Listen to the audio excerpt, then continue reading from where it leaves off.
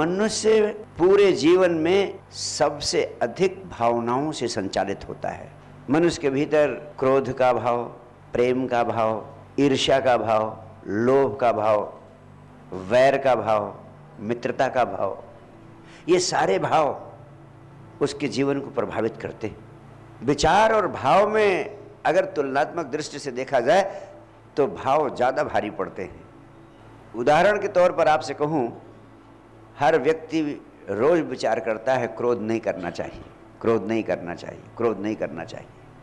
लेकिन जब क्रोध का भाव उठता है तो सारे विचार क्रोध न करने के पीछे चले जाते हैं, दब जाते हैं, मिट जाते हैं और क्रोध का भाव प्रज्वलित हो उठता है। यानी भाव विचारों पर भी भारी पड़ते हैं। यानी भाव की शुद्धि बहुत महत्वपूर्ण है आपके जीवन को रूपांतरित करने के लिए। भावनाओं की शुद्धि अत्यंत अपरिहार्य है। अगर भावनाओं में परिवर्तन न किया जाए, विचारों के तल पर ही सोच विचार जारी रखा जाए बदलने का, तो जीवन रूपांतरित नहीं हो सकता है। और जीवन को रूपांतरित किए बिना आत्मा के तल तक पहुंचा नहीं जा सकता है, आत्मा का स्वाद पाया नहीं जा सकता है।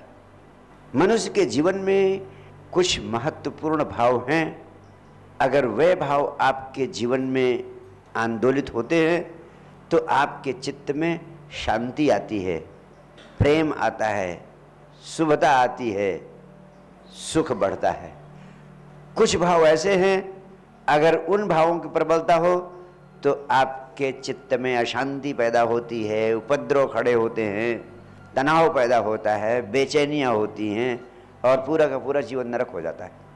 भावनाएं बहुत सारी हैं, किन किन भावनाओं की शुद्धि की बात करें, ये सबसे महत्वपूर्ण प्रश्न। इस दिशा में मैंने बड़ी गंभीरता से प्रयास किया तो मैंने पाया कि मनुष्य के जीवन के इर्द गिर्द 3 प्रकार का महत्वपूर्ण जगत है और तीनों जगत से संबंधित एक एक अत्यंत महत्वपूर्ण भाव है। अगर उन भावों में परिवर्तन पैदा कर दिया जाए तो पूरा जीवन रूपांतरित होने की दिशा में सार्थक कदम उठ जाता है। मनुष्य के जीवन में सबसे पहला जगत क्या है?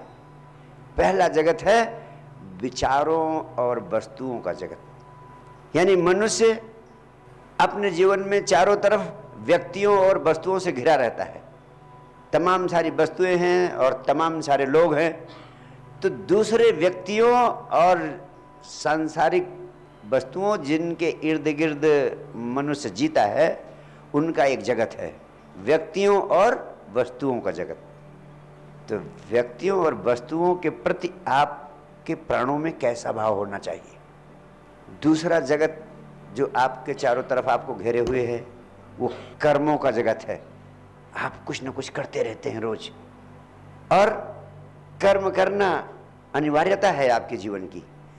तो जो कर्म करते हैं उन कर्मों के प्रति आपका कैसा भाव है? अगर इस भाव को शुद्ध कर लिया जाए तो आपके जीवन में महत्वपूर्ण रूपांतरण आ सकता है। और तीसरा जगत है आप जिससे निरंतर जुड़े रहते हैं, वह है सुख और दुख की संवेदनाएं। यानी या तो आप सुख की स्थिति में होते हैं या दुख की स्थिति में होते हैं। इन दोनों में से कोई ना कोई एक स्थिति होती है। तो जब सुख की स्थिति में होते हैं, तब दुख की स्थिति में होते हैं, तब उस समय आपकी भावदशा कैसी होनी चाहिए?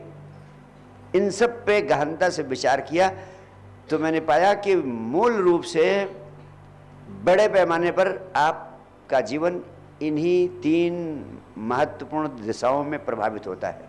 पहला, वस्तुओं और व्यक्तियों का संपूर्ण जगत, उसके प्रति आपके प्राणों में मैत्री भाव होना चाहिए। दुनिया के सारे लोगों के प्रति, अगर दुनिया में सारे लोगों के प्रति आपके प्राणों में मैत्री भाव हो जाए, मित्रता का भाव हो जाए, तो आपके भीतर का रसायन बदलने लगता है। भगवान महावीर से किसी ने पूछा, आप किस धर्म की साधना करते हैं? अगर संक्षेप में आपको कहना पड़े कि आपको ये करना है तो क्या करने को कहेंगे? आपकी धर्म साधना क्या है? उन्होंने बड़े प्रीतिकर वचन कहे थे जो मुझे कभी भूलते नहीं। उन्होंने उस समय की भाषा में कहा था, मित्ति में सब भूयेसु वैरम मज्ज न केवई। इसका अर्थ है, इस दुनिया में सभी प्राणियों से मेरी मित्रता है, कोई मेरा शत्रु नहीं। यही मेरी साधना का परिणाम है और यही मैंने साधा है, इसके अलावा और कुछ नहीं साधा है। कोई व्यक्ति दुनिया में ऐसा नहीं है जिसके प्रति मेरे प्राणों में शत्रुता का भाव है। हर व्यक्ति के प्रति मैत्री का भाव। कोई दूसरा मेरे प्रति कैसा भाव रखता है ये माने नहीं रखता। मेरे प्राणों में सारी दुनिया के प्रति मैत्री भाव, मित्रता का भाव। ये कितनी बड़ी बात है। सोचे, आपके भीतर एक ऐसा आदमी पैदा हो जाए जिसके प्राणों में सबके प्रति मित्रता का भाव, मैत्री भाव, सबके प्रति शुभ का भाव। यानी एक भी व्यक्ति ऐसा ना हो जिसकी याद आने पर आपके प्राणों में शत्रुता का, घृणा का, वैर का, वैमनस्य का भाव पैदा होता हो। तो आपके भीतर का रसायन पूरी तरह बदल जाएगा। और इसको साध लेना बहुत कठिन नहीं है, बहुत सरल है। थोड़ा सा आपको इस सत्य की प्रतीति होनी चाहिए कि ऐसा भाव मेरे प्राणों में पैदा हो जाए तो इससे मेरा पूरा का पूरा जीवन रूपांतरित होगा। मेरे जीवन में आनंद की तरंग आएगी, मैं अपने आत्मा के निकट पहुंचूंगा। ये भाव बहुत उपयोगी है। ये भाव कैसे सधेगा और ये भाव कितना प्रभावशाली परिणाम पैदा करता है आपके जीवन में। एक छोटा सा प्रयोग करने को कहता हूं। आप प्रातःकाल सोकर उठें, बिस्तर पर हैं, उसी समय सिर्फ 5 मिनट के लिए इस भाव से भरें कि इस दुनिया में सभी प्राणियों से मेरी मित्रता है, सारे लोगों के प्रति मेरे प्राणों में प्रेम का भाव है, मैत्री का भाव है। कोई मेरा शत्रु नहीं है, मेरे घर में मेरा कोई शत्रु नहीं है, मेरे पड़ोसी से भी मेरी शत्रुता नहीं है, मेरे किसी रिश्तेदार से शत्रुता नहीं, जितने लोगों को मैं जानता हूं उनसे मेरी कोई शत्रुता नहीं। पहले तो जितने लोगों को आप जानते हैं उनके प्रति मैत्री के भाव का घेरा बना लें सवेरे सवेरे सो के उठते ही, तो आपको एक अकल्पनीय शांति की, अकल्पनीय आनंद की प्रतीति होगी। 5 मिनट इस भाव से भरे और ऐसे ही रात को बिस्तर पर सोने जाते समय इस भाव से भर जाएं। आपको सीधे सीधे कुछ शांति की, प्रेम की अनुभूति होगी। और ये भाव जितना ही गहराएगा, अगर आप सारी दुनिया के प्रति मैत्री के भाव से भरेंगे तो सारी दुनिया की ओर से मैत्री का भाव, प्रेम की तरंगें आपकी तरफ अपने आप बहनी शुरू हो जाएंगी। अपने आप, किसी के पास जाने की जरूरत नहीं। आप जहां हैं वहीं सारे ब्रह्मांड का प्रेम, सारे ब्रह्मांड से मैत्री भाव आपकी तरफ बहने लगेगा। व्यक्तियों के प्रति ही नहीं, वस्तुओं के प्रति भी मैत्री भाव से भर सकते हैं। पेड़ों को देखें तो यह न समझे कि निर्जीव पेड़ हैं, उनमें भी व्यक्तित्व की संभावना करें। पहाड़ों को देखें, नदियों को देखें, सूरज को देखें, चांद को देखें, तारों को देखें। कितना अद्भुत आनंद का भाव आपके भीतर पैदा होगा। पुराने लोग, अध्यात्म के वैज्ञानिक, कितनी बड़ी समझ थी, कितनी गहरी प्रज्ञा थी। उन्होंने नदियों को पूजा, गंगा माता की संज्ञा दी, पेड़ों को पूजा, पहाड़ों को पूजा, चांद को पूजा, तारों को पूजा, सूरज को पूजा, सड़क पर पड़े हुए पत्थर को भी पूजा।